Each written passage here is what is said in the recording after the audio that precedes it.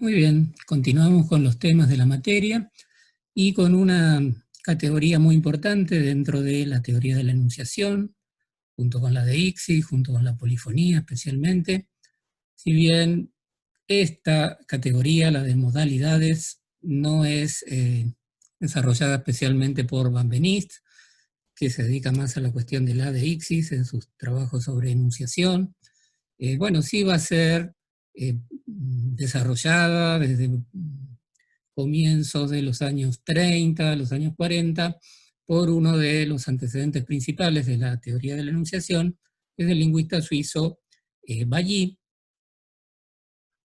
seguidor de Saussure y coeditor de su curso de lingüística general, que en gran medida va a ser el encargado de rehabilitar esta idea de modalidades eh, para la lingüística. Vamos entonces nosotros o yo les voy a proponer que hagamos un seguimiento de este capítulo en el manual que van a tener disponibles en el aula virtual, ¿no? Capítulo por capítulo. Así que bueno, me gustaría ir centrándome en los distintos párrafos para ir haciendo las aclaraciones necesarias. Y bueno, entre estas encontramos en el primer párrafo justamente una referencia a que la idea de modalidad se trabaja desde distintas disciplinas, en realidad desde muy antiguo. Ya con Aristóteles aparece esta idea de los modos, como dice acá, del juicio, y destinados a dar cuenta de la idea de posibilidad, de necesariedad, que son muy importantes desde el punto de vista filosófico. Eso se desarrolló y en la actualidad es toda una rama de la lógica con este rótulo, ¿no?, de lógica modal. También en el terreno de la gramática, la modalidad aparece en un lugar central porque, bueno, así se describen, por ejemplo, los verbos. Esto ya también desde muy antiguo, la diferencia, ¿no?, entre el modo indicativo, subjuntivo, reposa sobre la idea de modalidad. Y también en la gramática se describen bueno, todo tipo de expresiones, especialmente adverbios modales, verbos modales, adjetivos modales, y en muchos otros terrenos, casi en todos de la gramática, aparece esta noción de modalidad. Pero, como dice acá el primer párrafo introductorio, nuestro punto de vista va a ser el de la teoría de la enunciación, como también anunciamos nosotros. Así que bueno, vamos a ver la idea de modalidad en esta relación muy directa con la de Ixis, con la polifonía. Al hablar entonces de esta noción desde el punto de vista del enunciativismo, es central la idea de subjetividad, de sujeto, ¿no?, porque justamente esta es una teoría que estudia esto, ¿no?, la subjetividad en el lenguaje. Por eso esta referencia a los sujetos, los locutores, sus discursos, también desde el primer párrafo, ¿no? Ahora, ¿qué aspecto de este lugar del locutor, del sujeto, capta la noción de modalidad? Bueno, ese aspecto es principalmente el de las aceptaciones, los rechazos que como sujetos hablantes asumimos necesariamente frente a lo que describimos, frente a lo que representamos. En esta descripción que les hago, aparece entonces una idea de que vamos a encontrar acá en esta primera página, centrada en este concepto de actitud, ¿no? Con frecuencia la modalidad se describe en términos de actitudes. Hay también muchos sinónimos allí que se pueden poner en juego: comentarios subjetivos, actitudes del sujeto, como decíamos, fuerza con la que se dice lo que se dice. También un concepto que puede sernos especialmente útil es el de validación, que es planteado por un lingüista llamado Laurent Gosselin. Perdón que este marcador anda más o menos. Y Este autor habla entonces de la validación de un segundo elemento, ¿no? Que son nuestras representaciones. Lo que acá se capta como contenidos lógicos de nuestros enunciados. También hay un término latino, dictum, relacionado con esto, ¿no? Es decir, al tratar sobre las modalidades, sujeto y objeto toman entonces el lugar central y en esta relación, la relación de el sujeto, qué actitud asume frente a sus representaciones, frente a sus contenidos, ¿no? Modus, con el término latino, lo vamos a vincular con esto, con asumir una actitud, adoptar determinada postura, un juicio de valor, ¿no? Siguiendo con esos sinónimos que proponíamos antes, que van todos del lado de la subjetividad en este planteo. Ahora, surgen varias preguntas iniciales. Una primera podría ser, bueno, actitudes exactamente respecto de qué. Eso es lo que se está respondiendo ya también en esta primera página, en nuestro manual, porque en este punteo, como 1 y 2, se presentan entonces dos objetos que pueden tener estos juicios de valor, que el locutor a través de las modalidades, bueno, manifiesta en su enunciado. Lo que podemos entonces comentar o juzgar es normalmente dos cosas. Primero, la relación con nuestro alocutario, es decir, un comentario vinculado con la recepción, podríamos decir, de nuestro destinatario respecto de nuestros propios enunciados. Y en particular, esto que un autor llamado Monnier, en los años 70, llama las modalidades de enunciación, se trata del comentario que hacemos respecto de, bueno, la fuerza con que hay que tomar nuestro decir, nuestra enunciación. Y esa fuerza la tiene entonces que interpretar nuestro alocutario, nuestro destinatario, ¿no? Por eso en uno está subrayado el alocutario, y a través de esta idea de que nosotros le indicamos en cada enunciado con qué fuerza debe tomarlo. Vamos a verlo enseguida, pero se trata de si tiene que tomar lo que decimos como una declaración, como una aseveración, o tiene que tomarlo como una pregunta, o una manifestación afectiva, o como una orden, por ejemplo. Es un primer conjunto de actitudes que el hablante toma en la medida que avanza su enunciación y que produce su enunciado.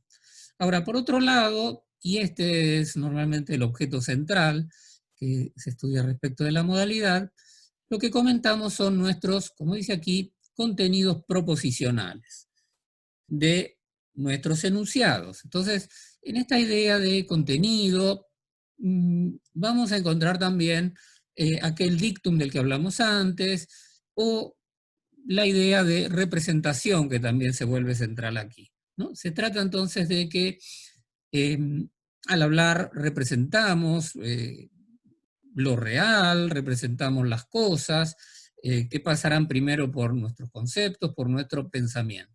Pero desde el planteo de las modalidades, cualquier forma de representación va a ser acompañada por una actitud subjetiva, ¿no? Entonces, estamos en esta relación central entre lo que describimos, lo que representamos, y nuestras reacciones, como decía Ballí, subjetivas frente a eso, que son las modalidades, ¿no? La actitud que tomamos, los juicios de valor que hacemos a la vez que representamos algo.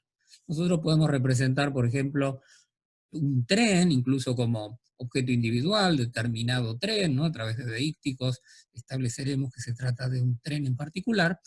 Podemos también representar una propiedad suya, por ejemplo, la llegada a cierto andén. Hasta ahí estaríamos en el terreno del dictum, del contenido lógico, ¿no? Como se decía por aquí. Ahora, no podemos simplemente representar a través del lenguaje un tren y una llegada de ese tren al andén sin evaluarlo, ese cuadro, ¿no?, de realidad que aparece allí representado lingüísticamente. Y lo evaluamos entonces, de distintas formas, como decíamos recién, lo evaluamos respecto de nuestros grados de certidumbre, si consideramos que eso es verdadero, falso, seguro, inseguro, probable, supuesto, real, o lo valoramos respecto de nuestra afectividad, ¿no? Como algo que nos alegra, nos apena, nos alivia, nos indigna, o lo que fuere, o también lo evaluamos respecto de nuestra voluntad, ¿no? Si queremos esa llegada, no la queremos, es deseable o no para nosotros. Y también la modalidad recubre especialmente el terreno de las órdenes, como vamos a ver enseguida.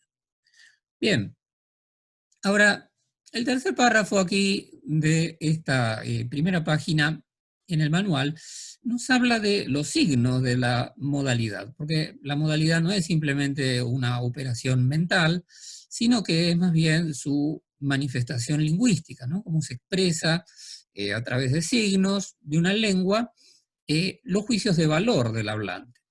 Y esos signos capaces de expresar juicios de valor, como se plantea en este tercer párrafo, son realmente muy, más que variados, ¿no? Son inmensamente variados, al punto de que, como se dice por aquí, eh, cubren toda la materia lingüística, ¿no? Es decir, podemos usar prácticamente cualquier signo para modalizar, para establecer nuestros juicios de valor, y particularmente la entonación, ¿no? Vallí ya lo planteaba, eh, la manifestación no verbal es central, ¿no? Para que uno, al hablar, por ejemplo, de la llegada de cierto tren, establezca exactamente qué reacción, por ejemplo, afectiva le genera eso, ¿no? Es el tono de voz el que va a diferenciar si eso, como decíamos antes, nos alivia, nos satisface, nos alegra, nos es indiferente, ¿no? Basta el tono de voz que usemos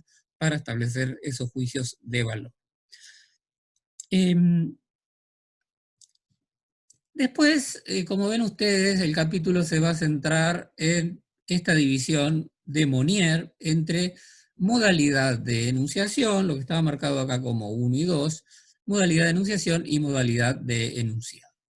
Respecto de la modalidad de enunciación, se describe entonces en términos de vínculos, que siempre es social, aunque sea mínimo, ¿no? Aunque se trate de dos personas, en una interacción que naturalmente es de carácter social. Bueno, hay entonces cierta instrucción que el hablante, el locutor, dirige a su destinatario respecto de cómo tiene que interpretar su acto de enunciación, su decir, ¿no? Es un primer, entonces, gran tipo de modalidad, eh, modalidad de enunciación entonces.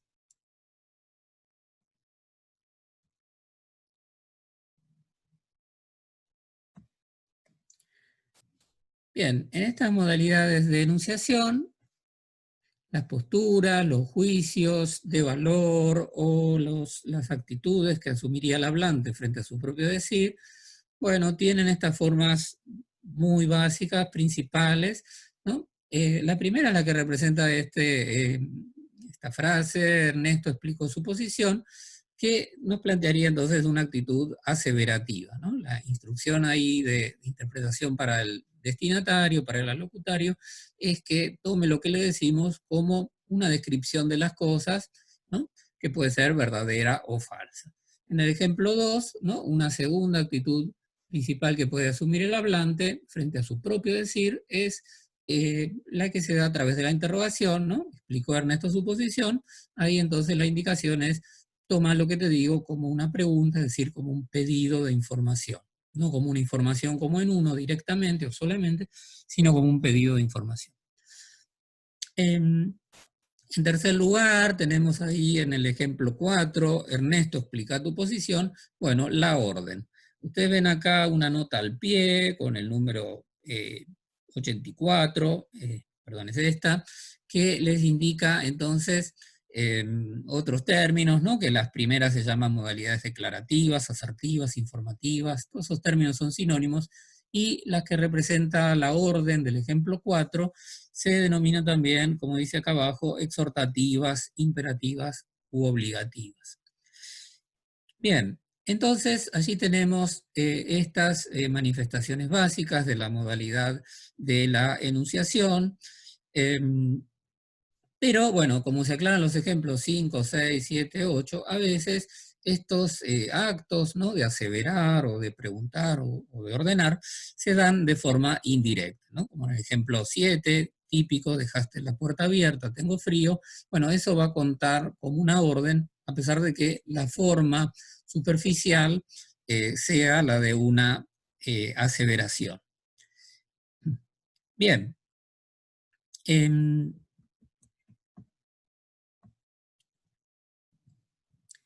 en la página 195 ven allí el punto B.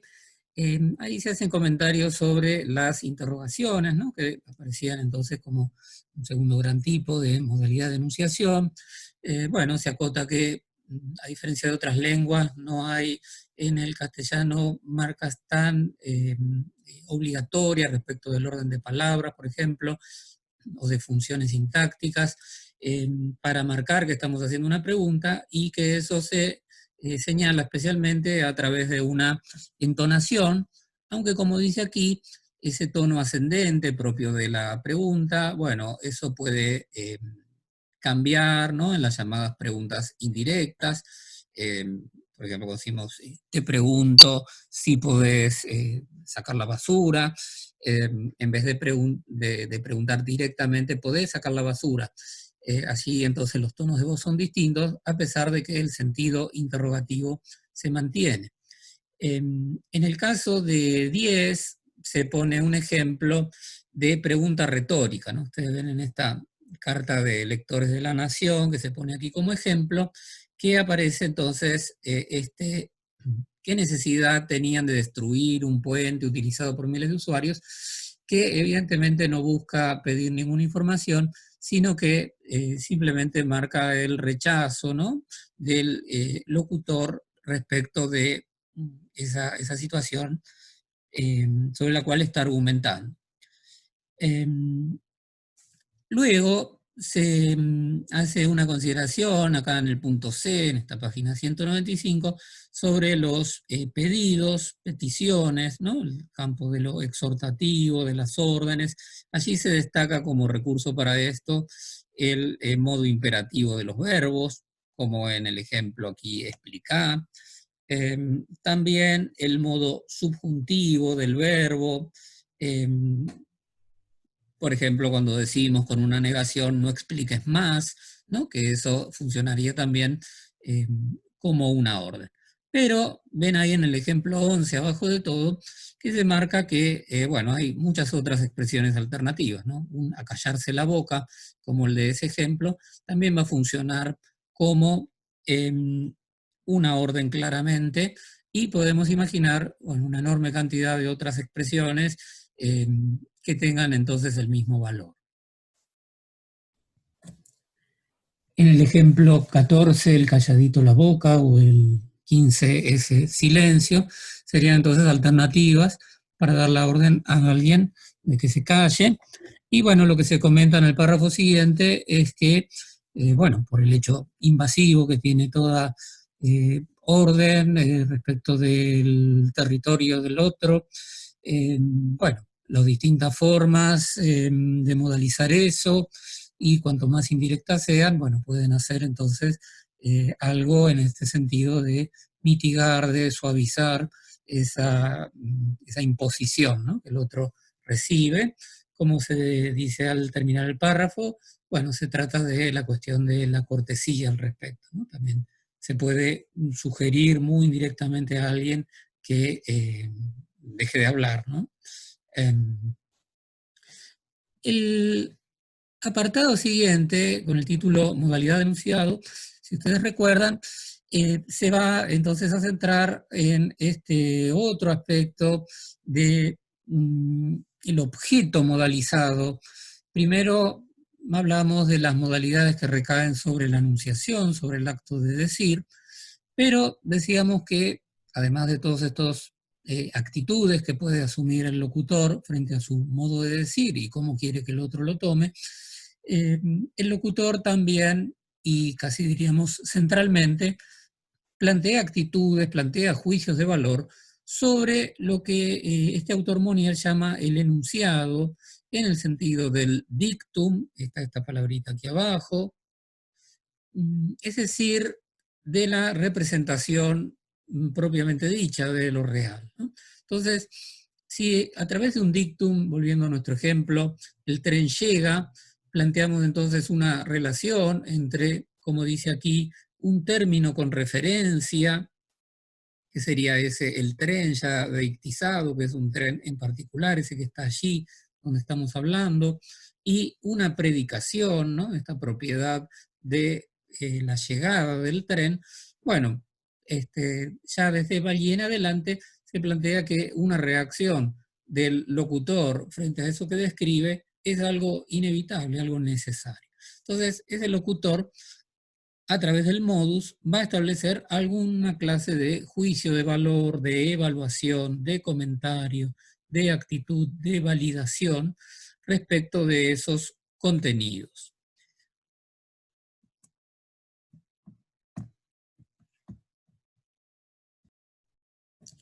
Estos juicios de valor que recaen sobre el enunciado abarcan tres áreas principales, como vamos a ver en el punteo que sigue, ¿no? Que acá empieza con A, modalidad epistémica, y tendrá su punto B y su punto C. La primera de estas, como se las llama también categorías modales, bueno, se va a relacionar con la posición del locutor respecto de la verdad o la falsedad respecto de lo que enuncia.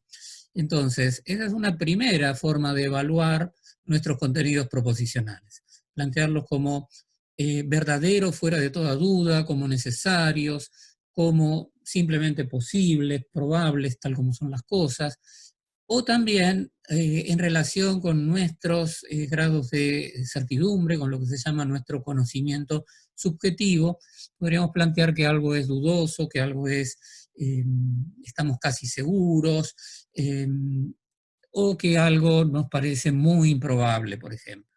Bueno, ese es el terreno de las modalidades ligadas con lo verdadero o lo falso, como se ejemplifica en 16 y en 17, ¿no? Es imposible que llegue o que no llegue a tiempo a alguien, o que no creo que llegue a tiempo, ¿no? Podría decir el locutor. El segundo gran terreno de estos comentarios, de estas actitudes sobre el enunciado, nuestros contenidos proposicionales, tiene que ver con nuestras apreciaciones. Ven allí en B que se señala lo que nos parece deseable, no deseable, lo que queremos, no queremos, lo que nos agrada, nos desagrada, incluso lo relacionado con juicio de valor de tipo ético, ¿no? Que si algo es injusto, si es justo, o político o ideológico. Todo ese tipo de comentarios, de actitudes, el ejemplo es ojalá que llegue a tiempo o que no llegue a tiempo, que está manifestando entonces que para el locutor es algo muy deseable esa llegada a tiempo de alguien. Son entonces estos el segundo gran tipo de categorías modales sobre o a través de las cuales modalizamos nuestro enunciado. Y el tercer plano que se considera aquí es en C el de los comentarios del hablante en términos de obligaciones especialmente, ¿no? El terreno del obligatorio, lo prohibido, lo permitido, que se ejemplifica acá en 19 con no es necesario o es necesario que él llegue a tiempo, que está planteado entonces como una necesidad ya no en el sentido de lo verdadero y lo falso, de lo que debe ser así, sino en el sentido de más bien entonces moral o jurídico de las obligaciones de las personas. En el punto A se analiza entonces el primer tipo de comentario modal, que es el que se relacionaba con lo verdadero y lo falso. Ven así que hay dos términos que se usan para estas categorías modales. Uno es describirlos como modalidades aléticas, como aparece aquí, y el segundo término que se usa es esto de modalidades epistémicas. La diferencia al respecto tiene que ver con que el juicio modal al ético a veces se describe en términos de el planteo de una verdad como objetiva. Es decir, el locutor con frecuencia establece que aquello que describe, lo que está representando, es verdadero fuera de toda duda, ¿no? Que es un hecho entonces evidente, que está allí a la vista. El término alético viene del griego aletheia, que significa verdad, y se refiere entonces a la verdad como dato objetivo que a él le resulta incontrovertible.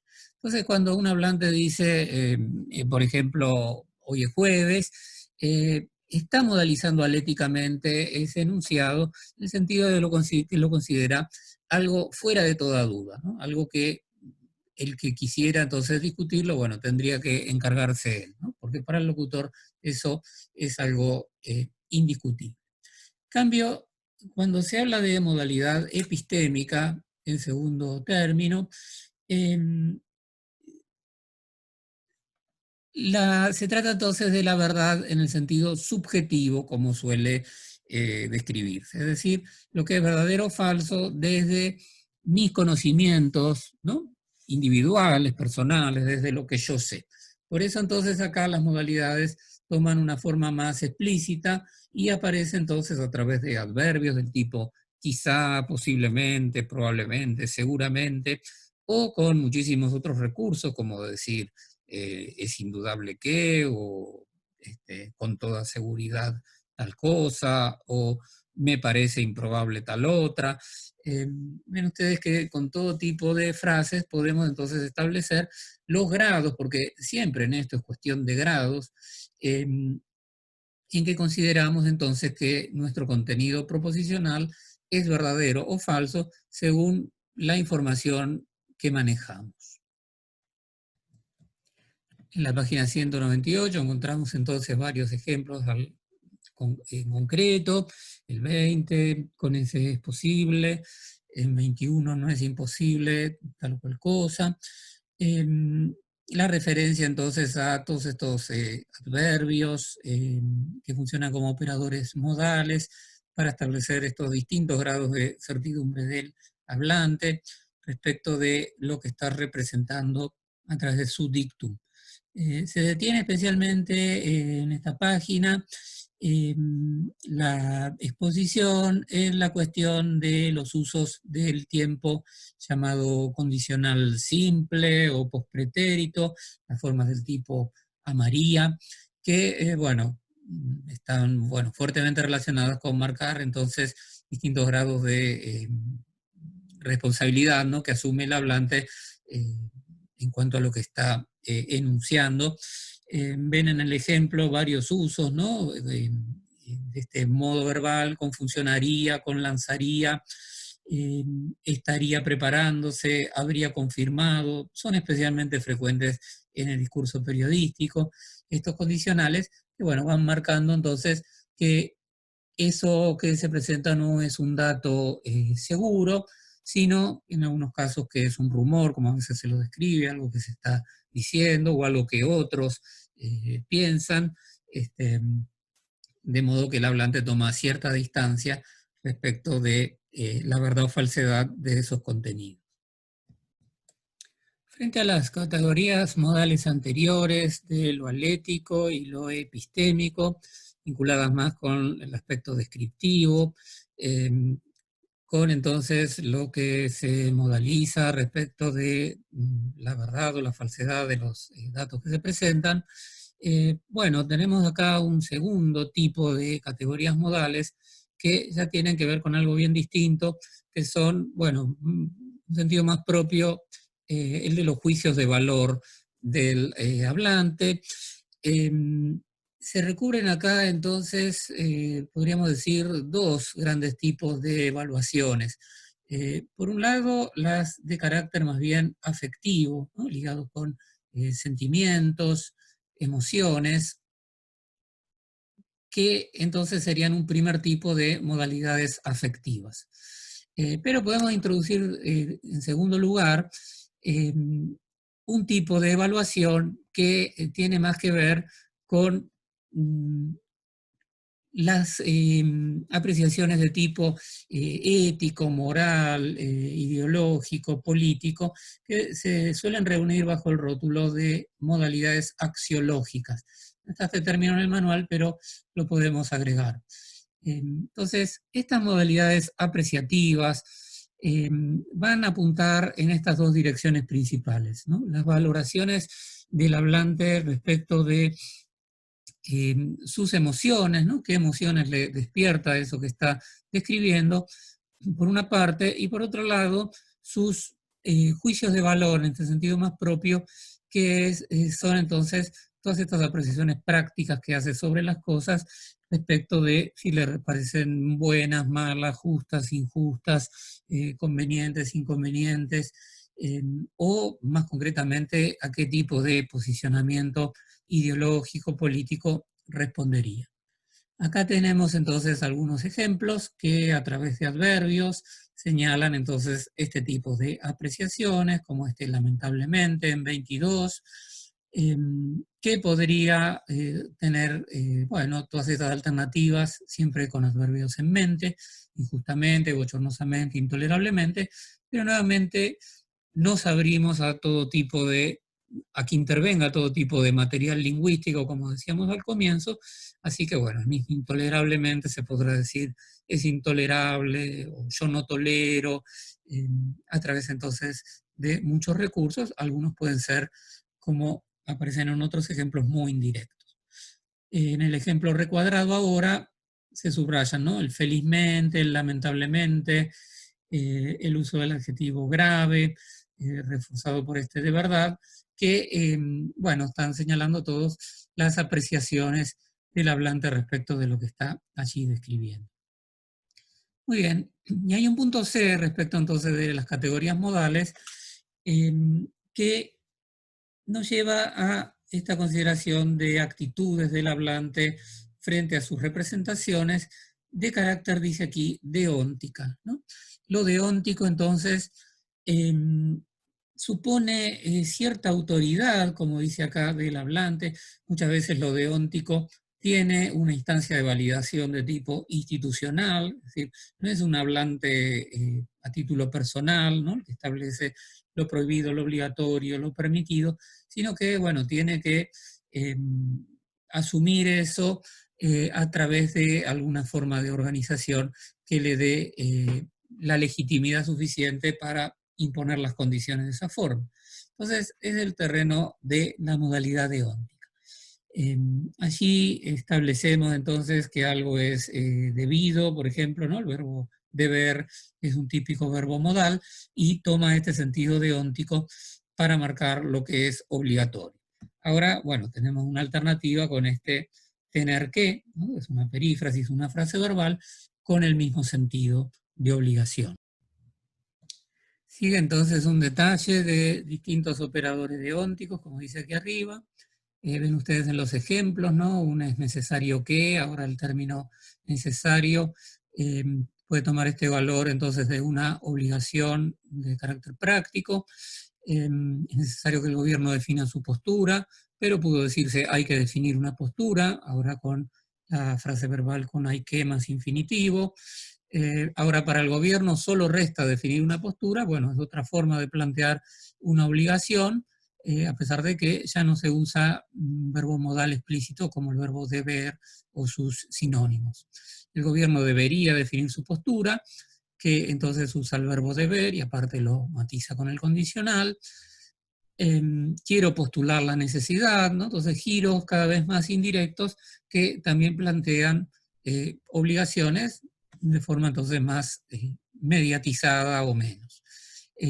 Aparte de estos ejemplos más artificiales, tenemos allí uno en concreto, ¿no? Extraído ahí de un periódico, en el que el locutor habla de poder corregirse un error gramatical en un primer momento, como algo que estaría permitido, entonces, desde el punto de vista deóntico, pero después eso se refuerza, se sube la apuesta a un deber, ¿no? No solo puede, sino que debe hacerse.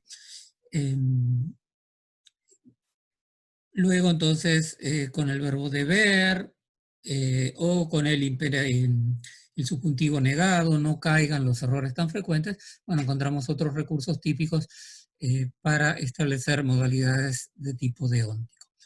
En el cuadrito que aparece aquí abajo se distinguen respecto de el agente entonces de una acción que tendría que encargarse entonces de que lo permitido o lo prohibido se cumpla o no se cumpla. En relación con esa acción que se predica, puede tener distintos grados de explicitación o no, pueden ser más explícitos o menos. Entonces, se plantean allí 4 combinaciones lógicas que estén explícitos tanto el agente como la acción, ¿no? El gobierno debe resolver la crisis habitacional, dice este ejemplo, entonces el gobierno es el agente que estaría obligado a algo y se explicita, pues se dice el gobierno, y la acción también está en concreto, ¿no? En este enunciado, es la de resolver una crisis. En cambio, en el segundo ejemplo, explícito el agente, pero implícita la acción, se dice que el gobierno ya no debe hacer algo, se queda completamente implícito cuál es la acción en cuestión, ¿no? ¿Qué es eso que el gobierno tendría o no que hacer? Pero el agente sí se ha indicado. En el tercer ejemplo es implícito el agente porque aparece un alguien, entonces no se especifica bien quién sería el responsable de la actividad, pero sí esa acción está dicha, ¿no? Alguien tiene que resolver la crisis habitacional. Y en el cuarto ejemplo, todo queda implícito o inespecífico. Alguien tiene que hacer algo. Bueno, el último párrafo en esta página 200 habla del carácter no excluyente que tienen modalidades del enunciado, es decir, frente a la denunciación que sí nos obligan a optar entre una en particular, recuerden era lo de aseverar, preguntar, ordenar, entonces una de ellas habiéndose concretado, bueno, las otras quedan excluidas. Si es una pregunta, entonces no es una aseveración o no es una orden, en caso de que sea una pregunta auténtica. En cambio, las modalidades de enunciado sí pueden acumularse, es lo más frecuente. Es decir, que en el mismo enunciado se superpongan este tipo de categorías que acabamos de revisar, es decir, que algo sea apreciado afectivamente o axiológicamente, o que sea indicado como debido o solo permitido, o también en qué medida lo consideramos verdadero o falso, eso que estamos enunciando. Bueno, todo eso puede acumularse en el mismo enunciado. Es lo que este ejemplo aquí 26 está marcando, ¿no? Afortunadamente me consta que llegaron a tiempo. Hoy 27 quizá Miguel debe asumir el control. Son dos ejemplos en que hay varias categorías modales en juego, ¿no? El afortunadamente marca en 26 el carácter entonces apreciativo de eso que se está describiendo, pero el me consta que en cambio modaliza epistémicamente como algo que es seguro para el hablante dado sus conocimientos. Hay acá una cuestión de alcance, ¿no?, que tenemos que considerar. El me consta se aplica entonces muy directamente al llegaron a tiempo, pero lo que se considera afortunado, entonces, bueno, tiene alcance sobre todo este conjunto, ¿no?